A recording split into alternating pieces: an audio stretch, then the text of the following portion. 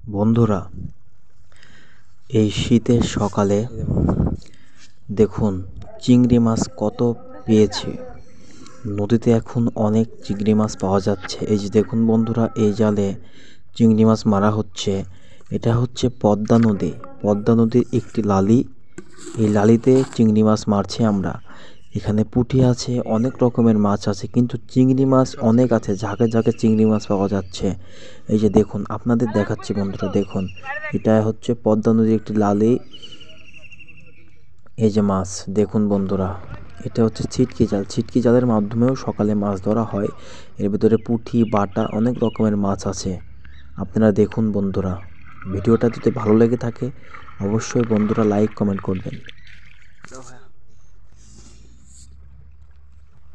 বন্ধুরা, আপনারা যদি মাছ ধরার ভিডিও পছন্দ করে থাকেন তাহলে একদম ঠিক জায়গাতে এসেছেন।